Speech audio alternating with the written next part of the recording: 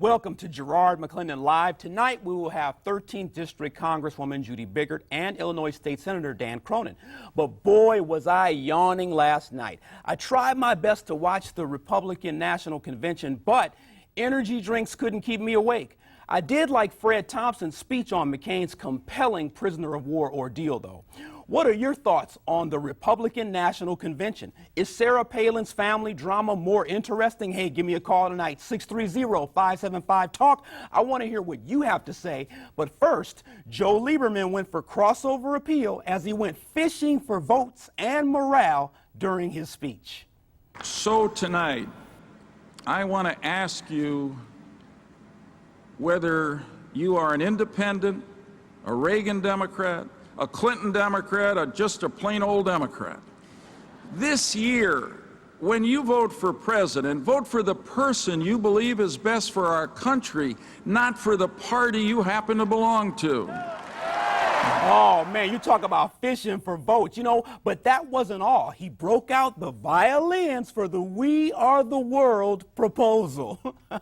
I appeal to independents, Democrats, and Republicans. Let's come together this November to make a great American patriot, John McCain, our next great president. Thank you. God bless you, and God bless America. That's the senator from Connecticut, Joe Lieberman. This looks like he's doing a flip here, 630-575-TALK.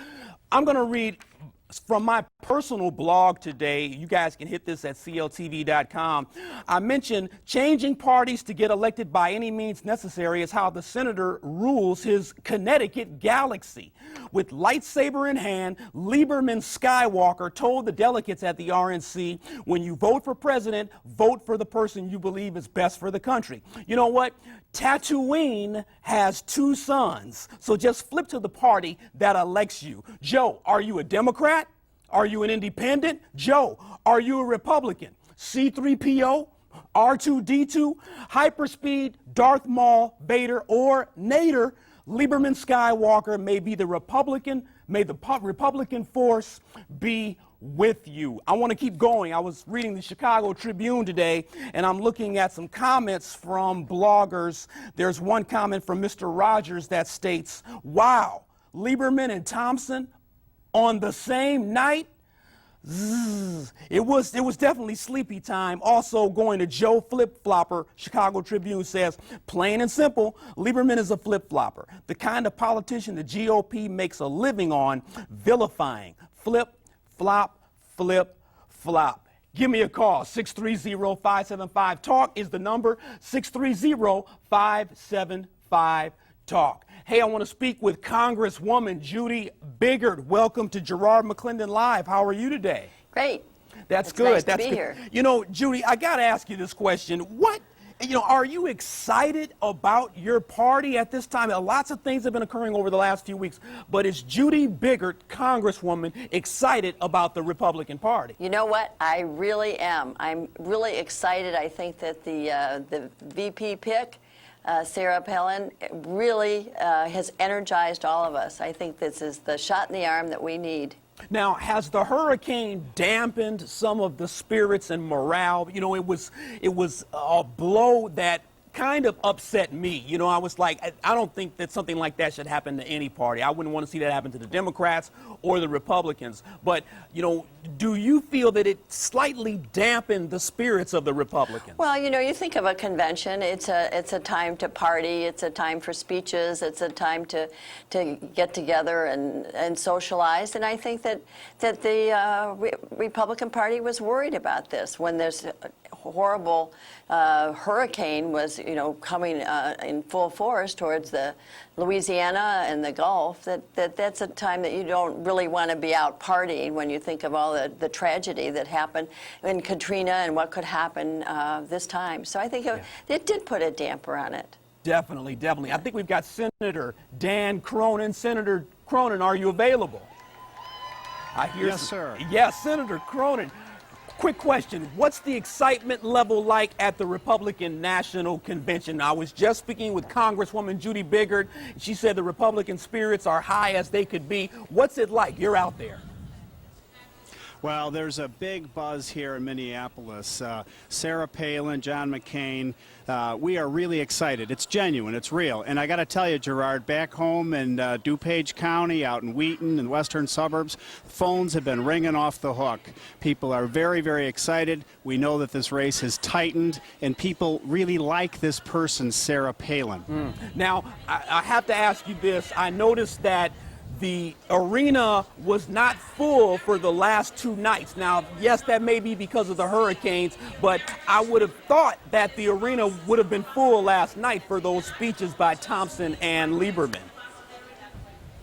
Well, it looked full to me. I don't know what time you tuned in, but it took us a heck of a long time to get through security, to get through all the lines. It'll be full tonight, I assure you. You know, Sarah Palin is a real interesting story, and I'm delighted that you're interested in it. She's a woman that has come to this point in a much different way than, say, Barack Obama. Yeah. You know, I mean, she was she's part of what we see in the Republican Party. You know, this new family, two working parents, 3, 4, 5, in her case, 5 kids. You know, they're making a go of it. She started her interest in politics at the local level. You know, PTA, city council, mayor of a town, governor of Alaska. She wasn't calculating and scheming and planning like, with all due respect, Senator Obama for years and years. So I got to ask you, Gerard, what's more valuable? What's a more valuable experience? The mayor of a town in Alaska or a community organizer on the South Side? I mean, it's really Dan, hard, and she's running for the number 2 spot. Oh, you know, Dan, maybe this is my bias, but I would have to go with Senator Barack Obama. Community organizing on the South Side of Chicago is a Herculean task. I'm coming back to you, Yes. Dan. I'm going to Judy. Judy, Now, talk to me, Judy, about the vice presidential pick. Do you think that choosing Sarah Palin was the right move? There were other people probably a lot more qualified. I think it was brilliant. Come on. I think McCain did a great job, and he has to be comfortable with his pick. And I think that they really are like maybe 2 peas in a pod. They really are reformers. They're mavericks. They're the people that are independent.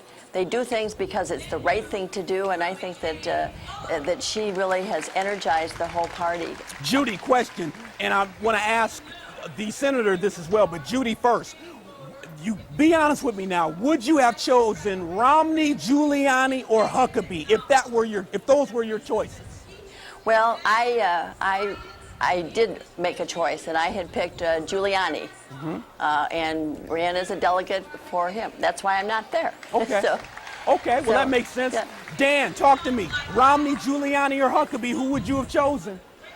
All fine guys, but none of the above. I would have gone with Sarah Palin. You got to understand something, Gerard. The media's missing this. They're really missing the mark. This is a woman who kind of came up a different path. I mean, you know, the Ivy League school wasn't in the cards for Sarah Palin, yet she's very smart, very accomplished. You know, I mean, if you think that the only way to get to the level that Barack Obama has gotten to is to plan and hire the best consultants and pay homage to the Sunday morning talk show host, and you know, raise $500 million and carefully calculate your. I mean, I watched the man in Springfield for 8 years.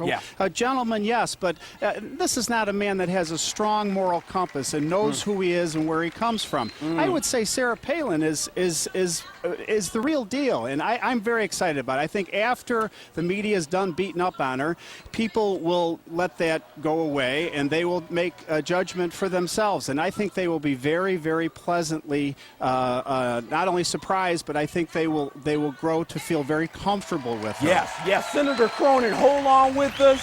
Congresswoman Biggert, hold on tight. 630-575-TALK is the number. We're going to come back with 13th District Congresswoman Judy Biggert, and from the Republican National Convention, Illinois State Senator Dan Cronin. More Garrard McClendon live in a moment.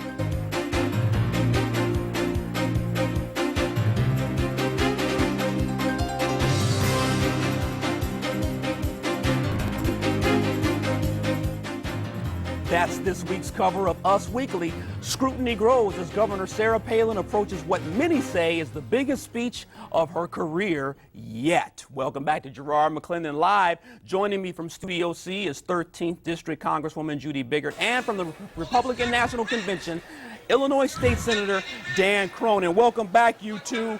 And you know, I didn't want to go to the Sarah Palin questions, but I have to. You know, let's look at the whole situation pertaining to Sarah Palin's family. Are families off limits?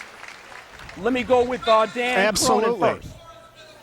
Yes, Dan, go ahead. Yeah, I mean, it's absolutely off limits. But, you know, once the media put it out there for her, I think she's probably got to deal with it. But I think it's off limits. Senator Obama was gracious enough to be very forceful in his remarks, stating that the family's off limits. But I know the score. Everybody knows this game. And when you run for the highest office in the land, you know, you've got to be prepared to talk about anything and everything. And she's tough. She can handle it.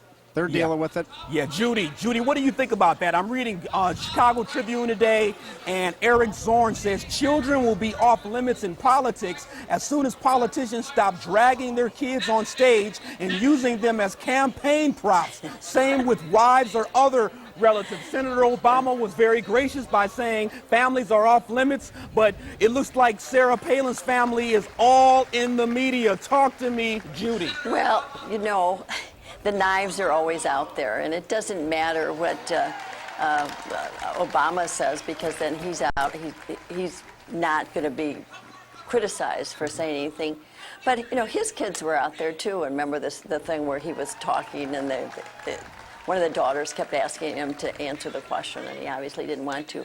But you know, Sarah Palin seems to be a very strong person, and she's busted the good old boy network, and I think she's used to really having to fight for everything that she's gotten, and she's feisty, and I think she is strong and she can handle it. The media inquiry about her the media inquiry to the 17-year-old daughter, and I think it's over the top. I think it turns a lot of people off. You think it's over the top, Dan? I mean, oh my God, I think it was hideous. We're not even asking questions about Barack Obama himself when he was 17 years old, but they're asking Sarah Palin, the VP candidate, about her 17-year-old daughter. I mean, I think the media is hurt that Sarah Palin hasn't been out there paying homage to them, hasn't been out there seeking their approval. Yeah. You know, she was sort of a surprise to them all, so they want to jump on her. I think it'll wear off. That's a good point, Dan, but we also must realize that Barack Obama wrote 2 books airing all of his dirty laundry, and so it was very difficult for people to mudsling because he put a lot of mud in those books. I'm going to Rez. Rez, thank you for calling Garrard McClendon Live. What's your comment? Well, I've got a couple of comments. First of all, the Republican Party, who calls themselves a moral majority party, they have a double standard, and the party is plagued by promiscuity. They want to legislate the behavior of other people all the time. They want abstinence taught in the school. They said Britney Spears' sister was a poor role model. They don't want the kids using contraceptives, and yet their party has nothing but promiscuity. Anything that happens with Democrats, they bring it up. We didn't bring up Larry Craig or Jimmy Swaggart or any of the others.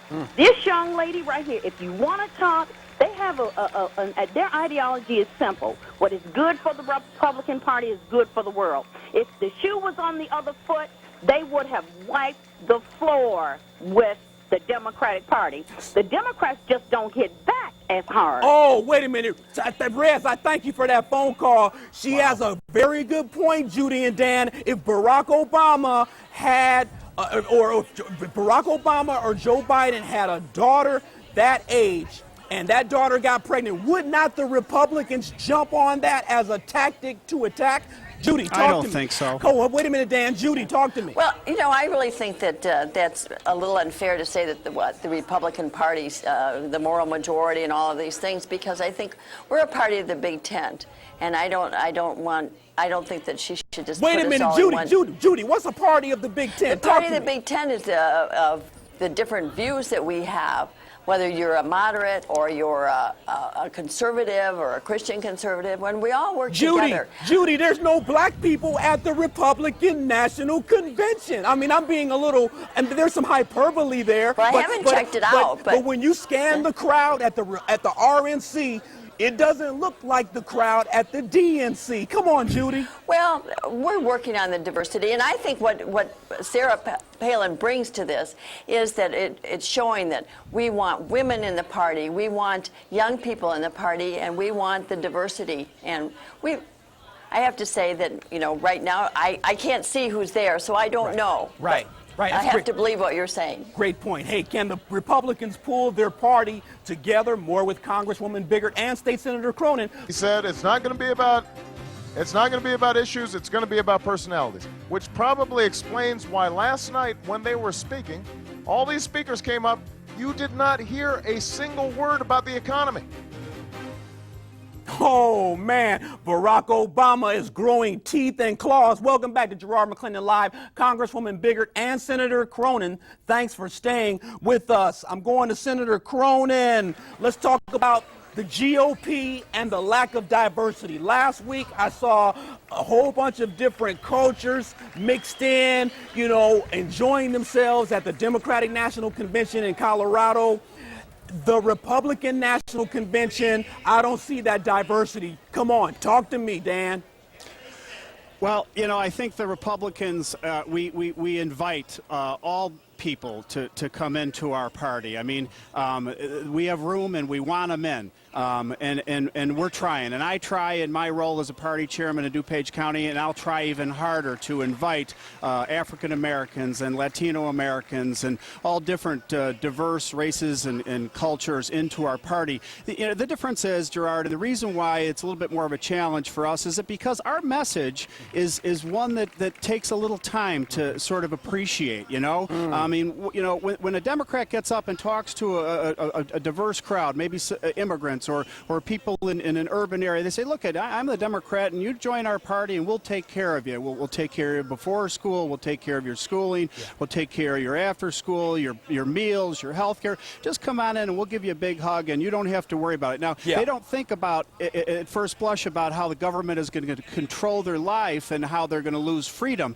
Republicans say, we want you, but we want to emphasize individual responsibility. We want to talk about lower taxes. We want to keep government out of our lives because we think you're smarter and you're to be trusted more. So that's number one. Number two, the diversity here, Gerard. You got to, you know, I don't know. There's a lot of people from rural America. I mean, it depends how you define diversity. I mean, are there a lot of people of color here from urban centers? Probably not as many as there was at the DNC, no doubt about it. But I'll tell you, you look across this land. I'm walking down the street with people from rural, you know, Mississippi and Tennessee. I'm looking at people that are from small town America, from suburbs of different. So you know, it depends how you define it. You know what, Dan? I think that yes. Dan, I hate to interrupt. I'm glad you brought that point up because sometimes we just define diversity by skin color, and that's not fair. Just to look at phenotype. I want to go to John. John, thanks for calling Garrard McClendon Live. Make it quick, my friend. Hello? Yes, John. Your comment. Yes, John McCain, what can he possibly do different than George Bush did? I mean, George Bush hasn't even admitted to make during the war. Appreciate it. Thanks, John. Judy, caller John asks, what is the difference between John McCain and George Bush? Well, there's a lot of difference. You know, he's always been a maverick in the party, and he has the independence. And when he does something, he does it because he thinks it's right. And it really doesn't matter who he does it with. For example, working with Lieberman. He's somebody that crosses party lines. He really works to get anybody that wants to work with him together. And I think that's what the American people want. They're really tired of this partisanship. They want to see us find solutions to problems. He's got the background in the foreign affairs. He's the one that pushed so much for the surge and finally brought others around. That's right. And he just has the attitude that we have got to get back together and find the solution. Okay, hey, I think I just met two Republicans that I like. CLTV.com/GM. Welcome back to Garrard McClendon Live. You know, thanks to my guests, Congresswoman Judy Biggert and State Senator Dan Cronin, regardless of your party, study the issues. Personalities and personal circumstances may affect our judgment, but on Election Day, we vote for McCain or Obama. That's Garrard McClendon Live. Hey, Gandhi said it best. The future depends on what we do in the present. Good night. Ask or ask? Donda's rules, suit shoes. McClendonreport.com